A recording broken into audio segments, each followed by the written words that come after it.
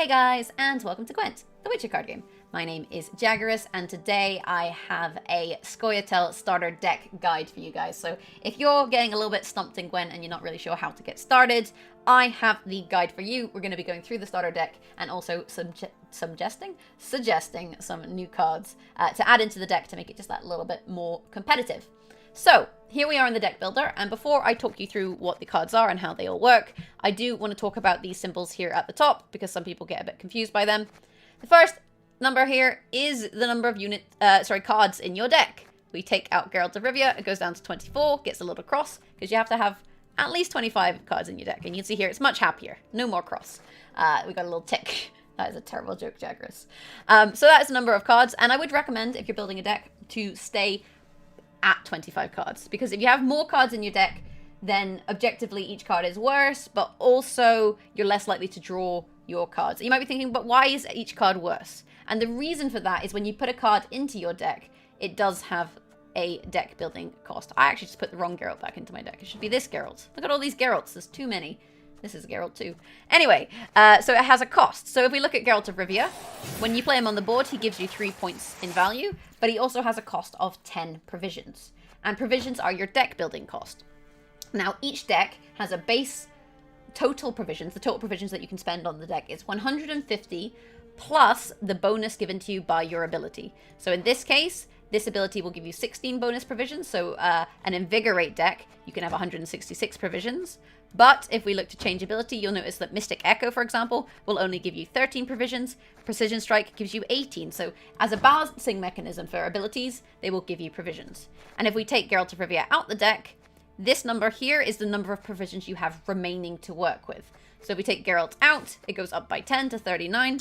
And if we put Geralt in, he has a 10 provision cost, so that goes down to 29. And you'll notice with the starter decks, you do have some provisions to work with. So as a new player, you don't have to worry too much about changing cards and hitting the cap. This number here is the number of units in the deck. There is a minimum number of units to have in the deck. You can't just make a deck full of only special cards. We take Geralt out, that goes to 22. We put him back in, back up to 23. That's it. Simple as. Jobs are good in. Okay, so what's going on? Well, here is our ability. And the Scoia'tael starter ability is Invigorate. When we use this, we will boost all units in our hand by 1. So they'll all get 1 strength more powerful. And typically, you know, people may think I should play this ability right at the start of the game when I have a handful of 10 cards. But sometimes it can be better to wait until round 2 or round 3, because you do draw more cards in round 2 and round 3. And if you boost all your cards at the start, then you may be spending too many points on round 1, whereas if you can win round 1 without using Invigorate, then it means you're going to have more points in round 2 or in round 3 when you may want to try and win, if that makes sense.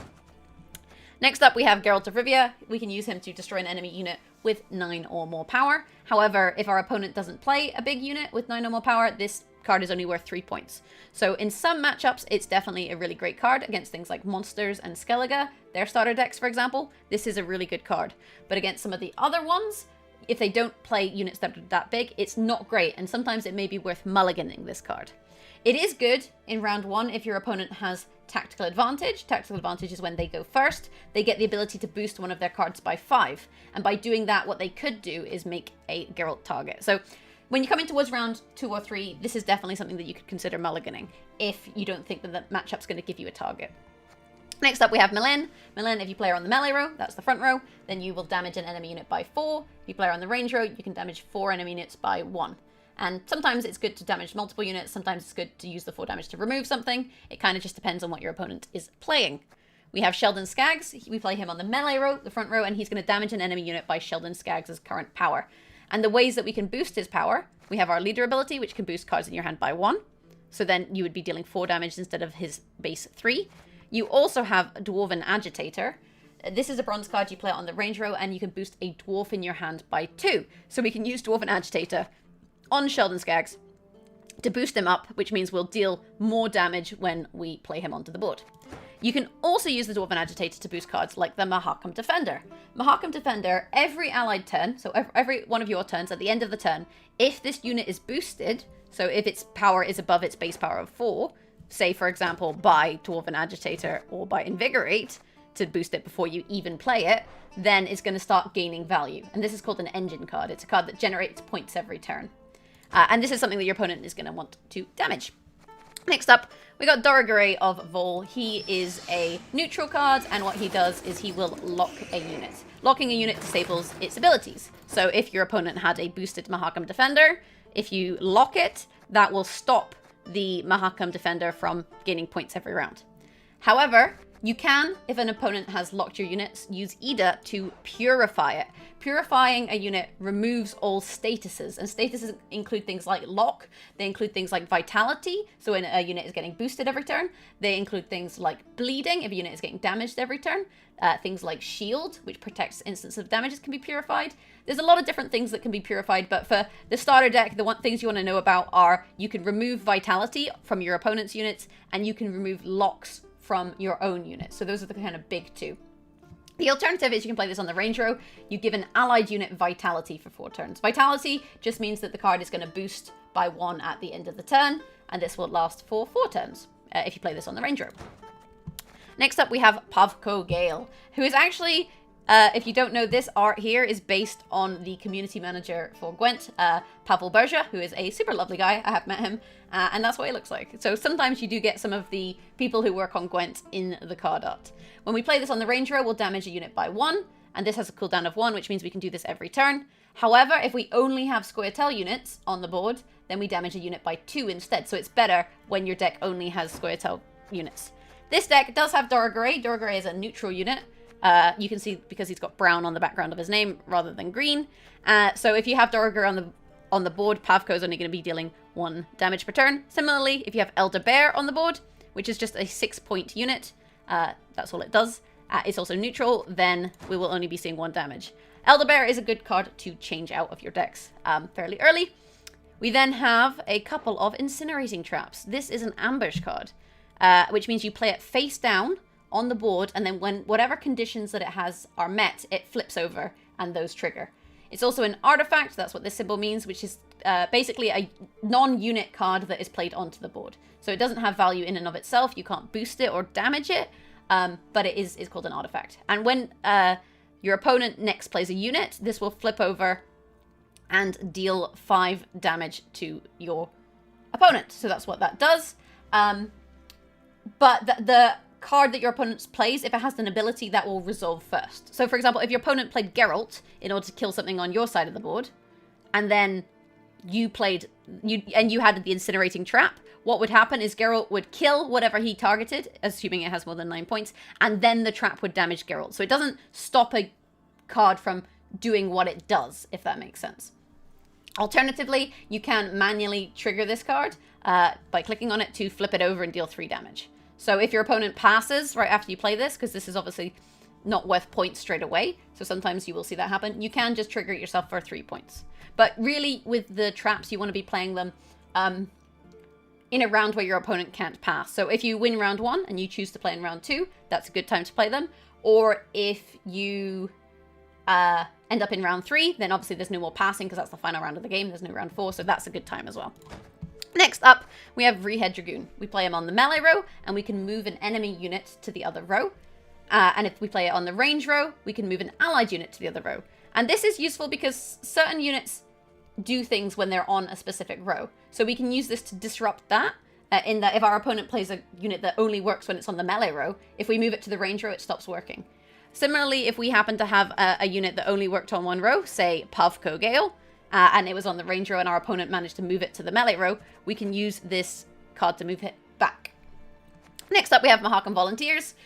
When we play one of these, it will summon the other copy from your deck, so make sure you don't have 2 of these in hand, else you can't summon the other one from your deck, but you have to play it on a row where there is a dwarf, such as a Mahakam Defender, or a Dwarven Agitator, or a Mahakam Marauder, or a Dwarven Skirmisher, lots of dwarves, so it's not too difficult to actually trigger this.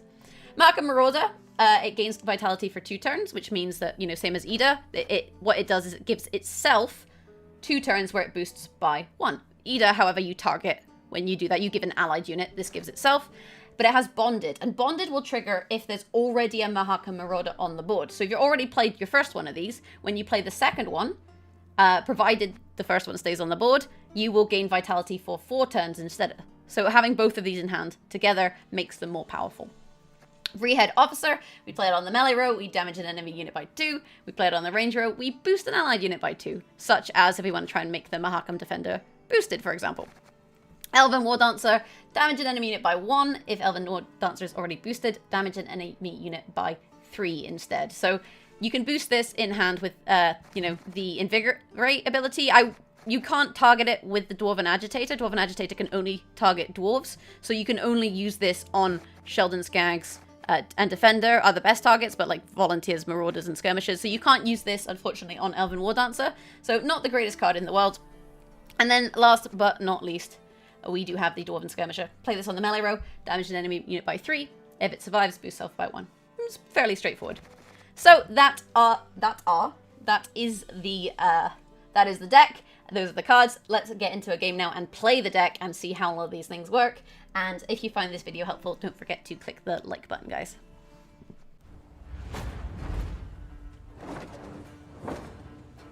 You've got the heart of an uncrate.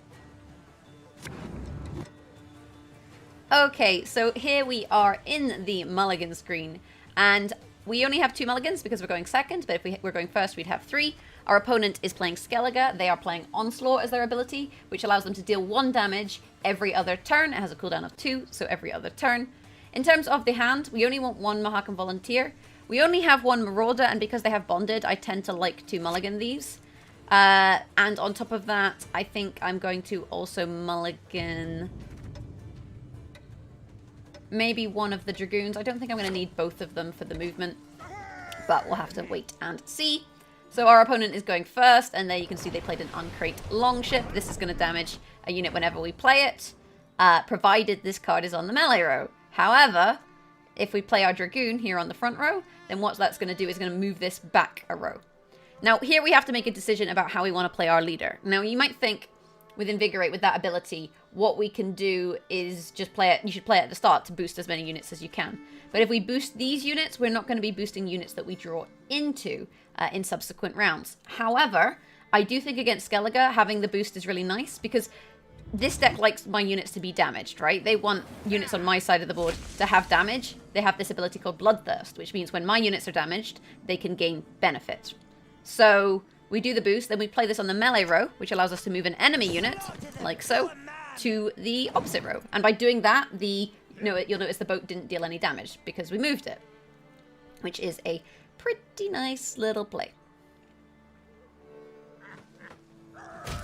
Okay, so they have dealt 1 damage to the Dragoon, and you can see just trying to remove the boosts as and how they can. If we had the second Dragoon, we could have actually moved this to a different row as well. But I think the light longship's not too bad. It deals 1 damage to itself, and it deals a damage to a unit on my side.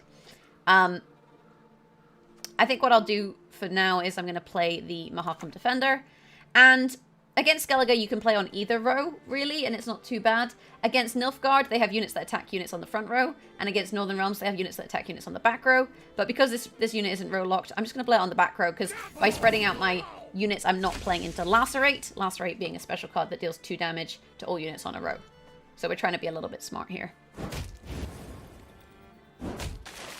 Oof, so quite unfortunately for us, our opponent able to deal quite a lot of damage there to the defender, which is not great because now it's no longer doing its little boosty effect. It also means my opponent has 2 boosted units, which is pretty unfortunate in terms of the state of the board.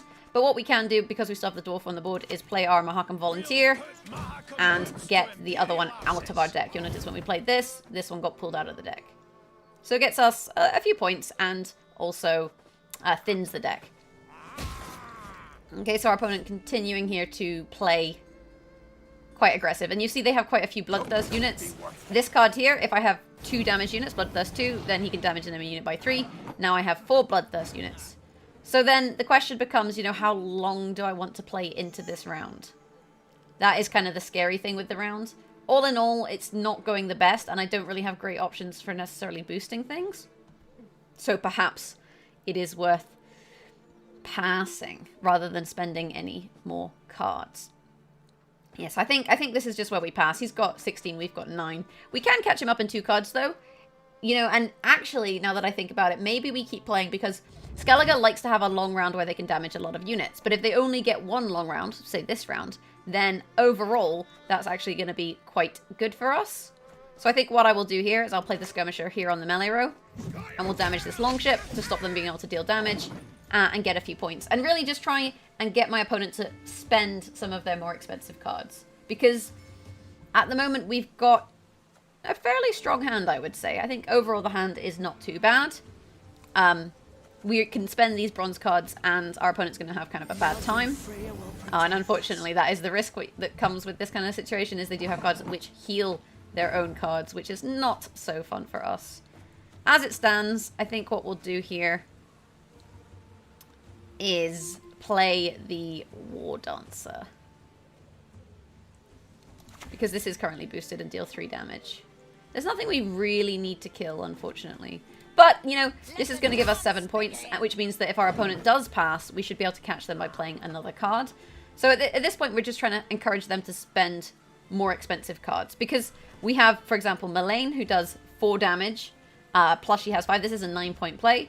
Ida is a 6-point play, so these are, you know, decent value cards. She can also Purify, which means she can remove effects like locks on things like our Mahakam Defender, which is pretty okay. And all in all, I really don't feel like we've spent any cards that we're not kind of okay with spending in this round. So what I'm going to do here is I'm going to play the Vreehead Officer on the range row, and I'm going to use it to boost the Volunteer. We maybe could have boosted the Defender, but it's not going to boost him up to the point where he would get boosted anyway. But we have decreased the number of damaged units, which is quite good for us. So again, just trying to encourage our opponent to maybe commit a little more into this round than they would like.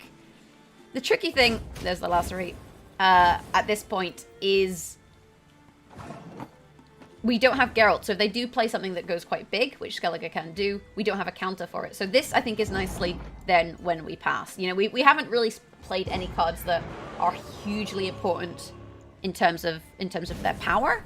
And in playing like this, what we've also done is kind of caused our opponent a lot of trouble. We have a couple of the Agitators, which are really nice to get some boosts on the Defender. We can mulligan the Skirmisher here, I think, and there's Geralt, which is good in this matchup. And I'm tempted to mulligan the Trap, to be honest with you. Although the Trap can be quite good, you know, against things like his longbows, which he does play usually like to play quite early. I feel like the Trap is just quite predictable, and having Pavko is really good. Okay, so there's the pass by our opponent. They have 1 fewer card than us because they were going first, and we passed when we had 1 more card. So all we do here is we play the Agitator, we pop a nice little boost here on the Mahakam, and then we pass as well. Which I think overall is a pretty good strategy. I like it, I like it. So there's another Trap, we've got a Skirmisher, we've got an Elderbear. So I'm going to mulligan the Trap. Again, the best case scenario is the Trap is worth 5 points. Whereas, for example, this card already is worth 6. And we'll also mulligan the Elderbear, and we got Sheldon, which is fantastic, because we can boost him with the Agitator. The Bear also is a neutral card, which means it stops Pavko from dealing quite as much damage as we would like him to deal. So, I think for now, let's just start by getting the Mahakam Defender out on the board and get him boosting up each turn. And we'll kind of see what it is our opponent chooses to play here. They do run a card called Gutting Slash. There it is. Deals damage and unfortunately weakens the unit that we played. So now he is down to 3. And we don't have great options for boosting him back up. We do have, say, Ida.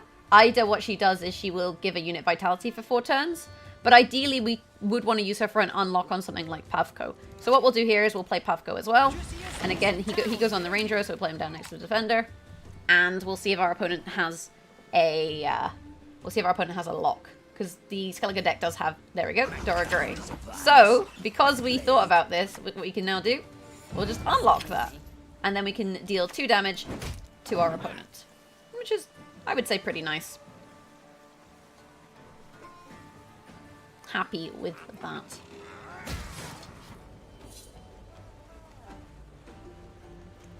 And I do feel like our opponent will eventually be able to kill Pavko with the kind of damage units that he has. Although opting not to deal damage to Pavko, which I do think is a bit of a risky choice. Now, I think I'm going to put damage here on the Pirate Captain. Although my opponent has a card called Giant Boar, and Giant Boar will boost by the number of damage units across the whole board. They also have cards which deal healing, and healing is kind of bad for us. We don't really want to play into that. And what I think I'm going to do next here is play down my Agitator on the Range Row and put that little boost there on Sheldon Skaggs in order to allow us to deal more damage.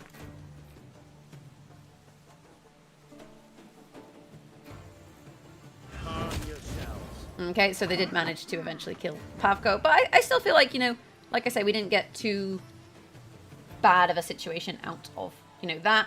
I'm going to play the Skirmisher here, and I think I'm going to use it to kill the Doragare. I'm just a little bit wary about my opponent having the giant boar, and, you know, if we do that, we're also denying them 1 point.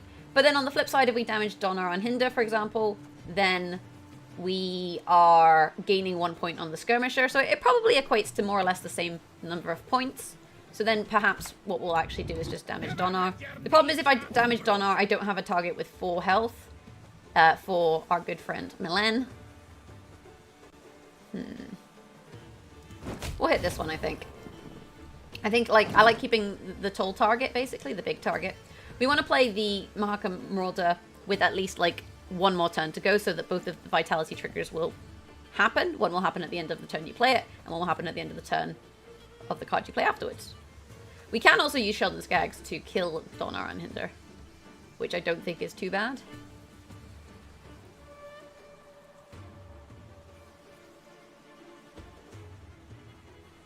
The time for blathering is past! And you can see our opponent is managing to damage a lot of our units, which is, like I say, a little bit unfortunate for us. So let's play our Marauder now onto the board so we can get those boosty points. Get ourselves some boosty points. We like our boosty points. See what it is that our opponent plays next. Feeling a little bit wary here. Unfortunately, like I say, not really able to do much about the damage. We tried to use the Invigorate ability in the first round to kind of counter it, but that didn't really work out for us. So perhaps we would have been better just waiting until the 3rd round here and then using that ability. So our opponent able to deal 3 damage here. 1, 2, 3. And this unit also going to be damaged, which is, as I say, not the greatest situation in the world for us. So let's play Sheldon Skaggs here on the melee row and just get full value from his damage by dealing with our opponent like so. And then we'll just have to kind of wait and see. It depends a little bit on our opponent's hand as to, you know, how they can sequence this. If they have the Giant Boar and Svanrigger, the 2 of their units that boost, then they'll play one of them before last play. But if they don't, then, you know, that's kind of bad for us. So we're going to have to just wait and see. So let's play this on the melee row and deal 4 damage. I don't want to damage their units because of the Giant Boar, because, you know, obviously that's playing into that strategy, which is kind of bad. So let's see what they have here. Do they have Giant Boar and Svanrigger? And they have a dead Geralt of Rivia, but unfortunately, so do we. And this is something that can happen. So let's play that. We're up at 21, but 1, 2, 3, 4, 5, 6. If they have Svanrigger, there it is. That's an 11. And they were just able to overcome us just here, which is kind of unfortunate, you know? I did expect those cards to be there, and we did hold on to Geralt to try and target that, but because our opponent won the first round, and there wasn't a whole lot we could kind of do in that round, unfortunately, because we couldn't get our engines going, they were able to overcome us.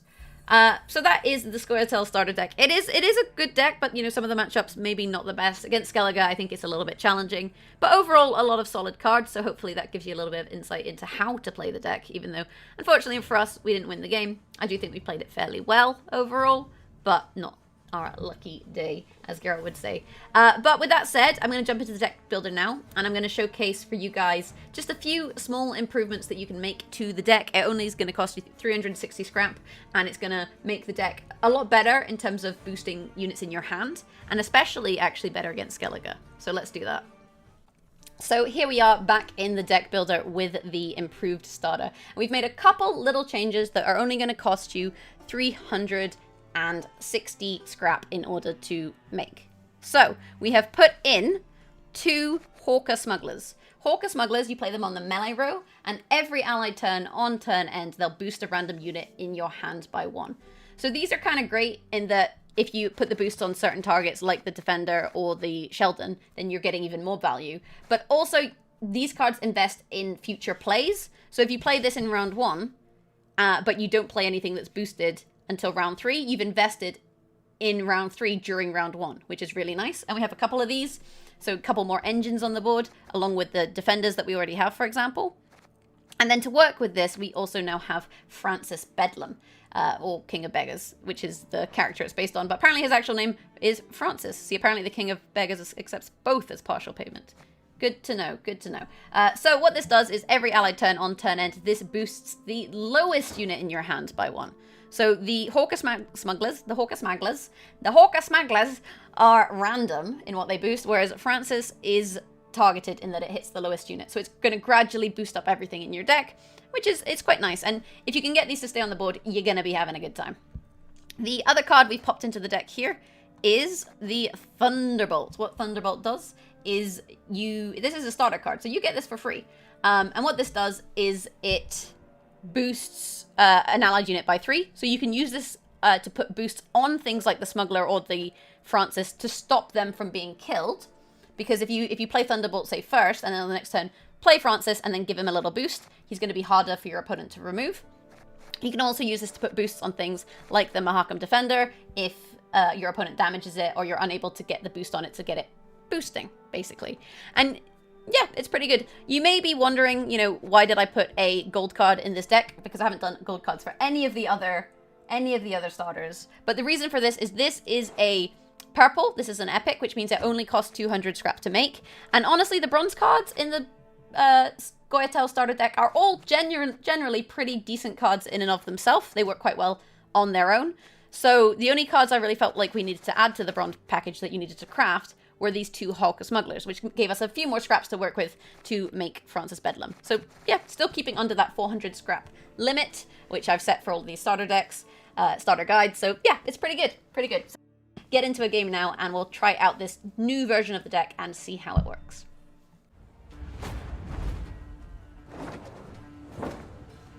Keep a stiff neck.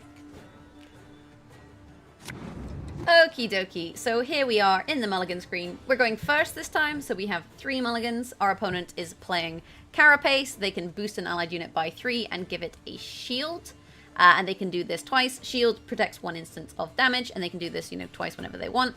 In terms of our hand, we only have 1 Mahakam Marauder, which I don't particularly like, so I'm going to mulligan that. We have 2 Dwarven Agitators and Sheldon Skags, which is pretty okay. And I may be just going to mulligan the Skirmisher as well. Please, there we go, do it twice. And we got a War Dancer. And I think because of our hand having 2 hand buff units, the King of Beggars and the War Dancer, I'm kind of okay with playing into this round. And I think the best way to kind of play into this round, although they are actually good to hold for round 3, because then if we can boost them, we can, make sure that we get lots of value out of them by having a long round. Because if our opponent passes, that's bad for us.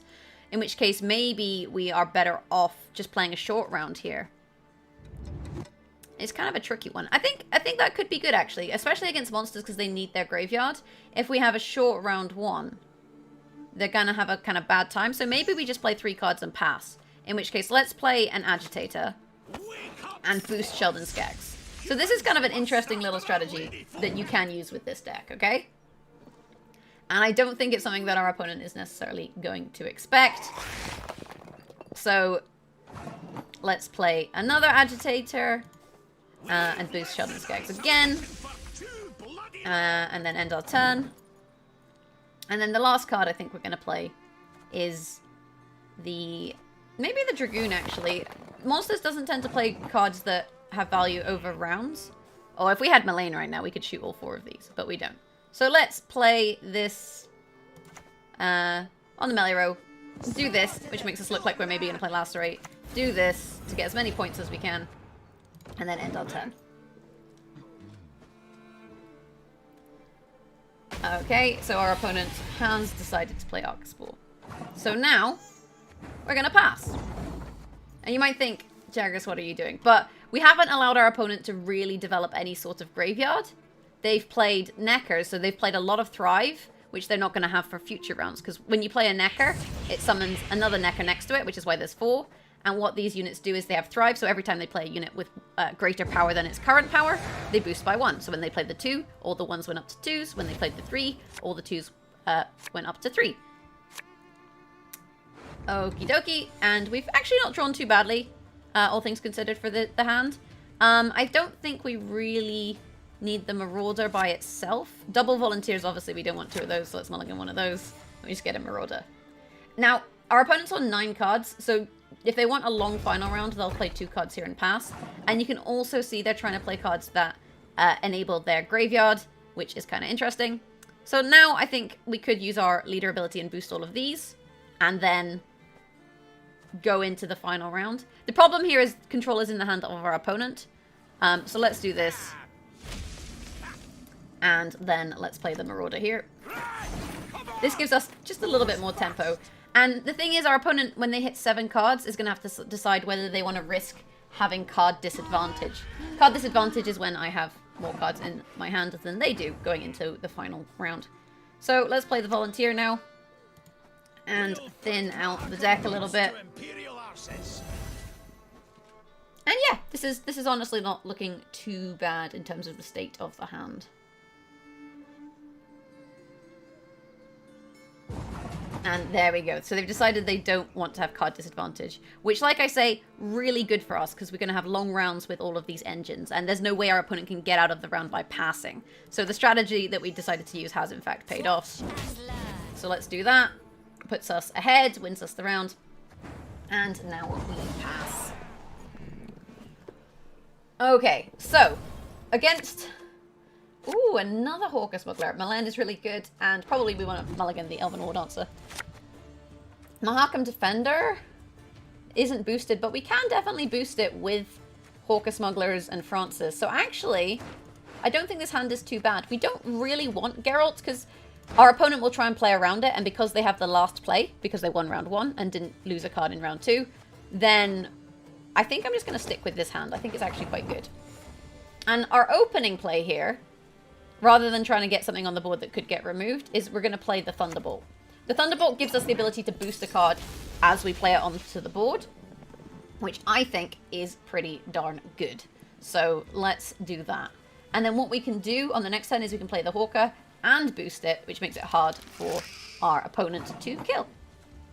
So if we put this here, and then we give it a little boost, and then end our turn. Now, you might think, you know, maybe I want to use these boosts for defenders, and that's definitely a valid line of play. But because the defenders, these 2 units are both on 4, when we play Francis, it's actually going to put the boost on the smallest unit, so it's going to put the boost onto the defender, which means we're going to have that guaranteed. And also, by boosting up these units, we get them out of Alzur's Thunder range, because Alzur's Thunder deals 5 damage to a unit, and by boosting them, we've managed to play around that, which I think is pretty good. Our opponent played a Harpy Egg, which is a 3-point unit. It has a Death Wish that when it dies, it makes a 5-point unit. They consumed it with the Solano Harpy, so they put the points from the egg onto the Harpy, and then some of the little baby Harpy. So let's play Francis now. And let's give him a boost 2. Puts him on 8, so he's just out of Geralt's range. And you can see that now we're getting boost on our smallest unit, the Defender, and also on a random unit. So now this Smuggler has become a 6, which also means that our opponent can't kill it with 1 Alzur's Thunder. So this is where the strategy of passing has really paid off for us. Unfortunately, random damage, being random, has landed on the Smuggler, so now our opponent can, in fact, Alzur's Thunder it if they want. So this is going to give us 2 points per turn. This is going to give us 1 point per turn. So it's more sensible here to play Pavko, I think, and get him on the board. I wanted to get Bedlam on the board so that I could get boost on the Defender. And we've got so many engines here, right? We've got Hawker Smuggler. We've got Francis Bedlam. He used to be called King of Beggars. We've got another Hawker Smuggler. We've got Mahakam Defenders. But playing the Mahakam Defenders a little bit later is actually pretty good for us, because what that does is it means that they're not going to hit that Geralt range, because at the moment they're 6s. So, you know, they will get up to about 9 points. Bloody hell, Sheldon Skaggs is going to be massive. Although he's kind of getting too big. He's a bit big for his boots now. We're probably going to overkill, if anything. So maybe we shouldn't have been hitting the Harpy, actually, there. It would have been smarter not to. So let's just shoot this Harpy instead. Get our Defender on the board. And this one has more boosts, so it's good to play it on the board just because it's less likely to get damage to the point where it has no boosts. And this hand is starting to look very, very stacked. So 2 more points per turn. So let's keep killing things. Oh, sorry, 1 point. I tell a lie. Because we have Thunderbolt Potion, we're not getting the 2 points. This does 2 points if you only control Scoia'tael units. Oh no, I tell another lie. Francis Bedlam is in fact a neutral unit. Whoopsie daisy. I was like, why am I only dealing 1 damage? Because Francis Bedlam. And sometimes you forget these things. When you're so used to playing Puffco in only Scoia'tael decks, when you add something like this, it does make Puffco worse, but this is also a point per turn, so it's fine. Jaggerous, now you look like a right Wally. Honestly, don't even knowing what your cards do. Don't even knowing what your cards do. That's not even English. Jesus. See, it just shows that even if you played a lot, you still make mistakes. But as long as you learn from those mistakes, or hopefully if you guys learn from my mistakes, then all is well. So, I think what we're going to do now is we are going to lock the Harpy Egg. There we go. So that is now locked, and our opponent cannot gain benefit from it. I also forgot to deal damage with Puffco, so we lost out on 1 point. Chat will be like, Jag is tilted. So, I want to save this for his last play to do as much damage as possible. So I think what we're going to do here is we're just going to play this. I mean, we can deal 1 damage to a lot of things, or 4 damage. I don't think it matters too much what we do. I don't really want to put units into the graveyard because it's going to give them better value if he has a ghoul. Ghoul can consume bronze units from his graveyard. So I actually don't want to kill things here. So I think what we'll do, we'll play this on the melee row. Some things cannot. And we'll damage 1 of the ice giants because then there's 2, so I still have his target here. And then we'll just ping this. And we'll see if our opponent does happen to have a ghoul or not. And if they do have a ghoul, it's pretty bad for them, right? Because they weren't able to set up their graveyard, and because they weren't able to set up their graveyard, life is bad. There is Geralt, and Geralt has, you know, been enabled, but I'm still pretty decent number of points up here. Our opponent using the boost to try and play around our Geralt, so they're not going to put those boosts on anything too tall, you know, which I guess is nice. But as it is, wham, bam, thank you, ma'am. 36 to 58. So even with Osril will consume a unit from either graveyard, so they can consume the 9-point spear tip here and boost by 9. It's a 1-point unit. Oh, and actually they had a ghoul, so we did enable the ghoul in the end, but ultimately it doesn't matter because it wasn't enough points. So yeah, that is kind of it with the changes. You can see that if your opponent can't stop those engine units, then it can get very out of control, and you can use passing strategy in order to try and, you know, get into a situation where you get a long round at some point. You know, some new players will play a lot into round 1, so it can be worth spending engines in round 1, but what we did there was a little bit strategic in order to try and get a long final round, which we managed to do. So it kind of depends, and it's definitely a deck that's going to take a little bit of practice in order for you to get the hang of. But all in all, I would say it is a pretty powerful deck.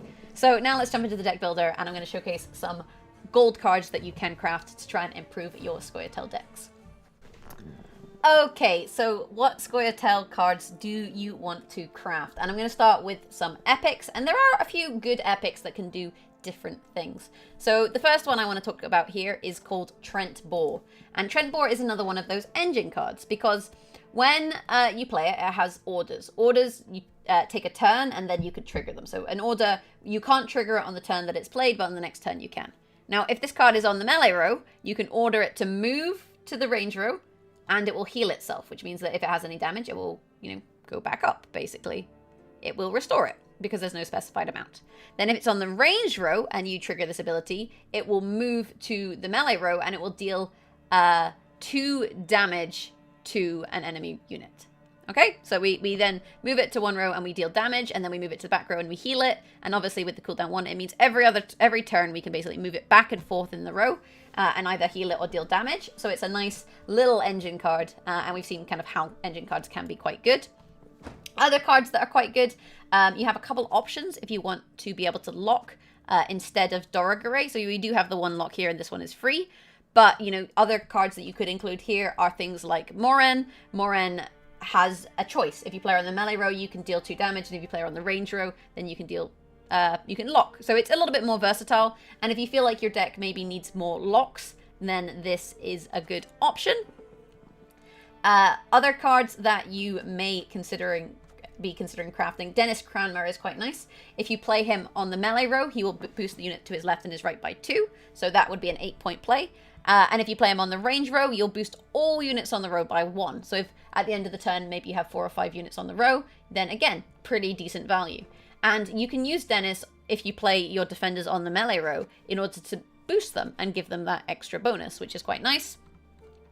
In terms of your gold cards, your legendaries, one card I really do like for Scoia'tael is Milva.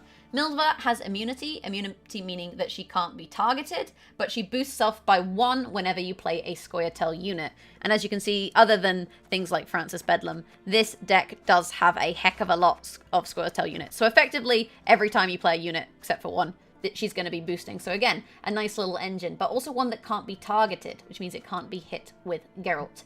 The last card I want to talk to you guys about from Scoia'tael is the Great Oak.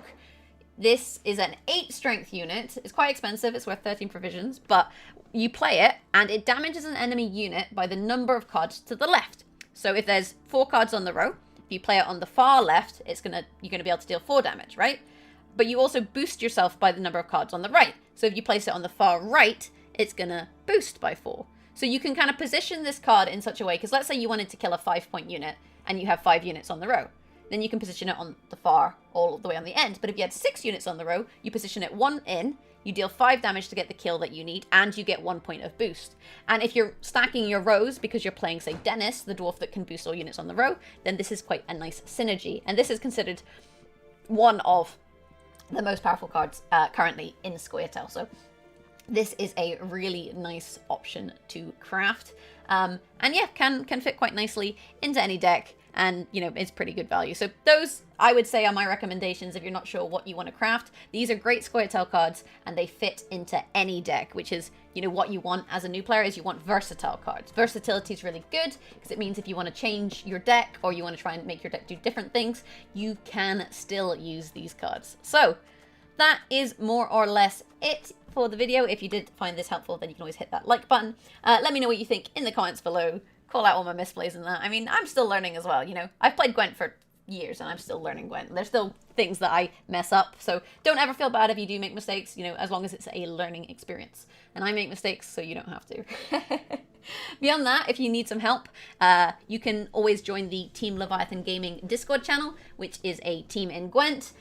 We have, you know, professional players, we have streamers and content creators. They produce a meta snapshot, which can show you some of the, you know, the best decks that are played, say, on the pro ladder. But there's a Discord, so if you have any questions, you know, about Gwent or what to pick from your kegs, join that Discord and ask any questions. I'm in the Discord. There's a bunch of other great people there. So if you need help, then that is a good place to go. You can also find me on Twitch, twitch.tv/Jaggerous, and on Twitter @Jaggerous. So those are the places to find me. Have a great day. Thank you so much for watching, and hopefully I will see you guys in the next video. Till then,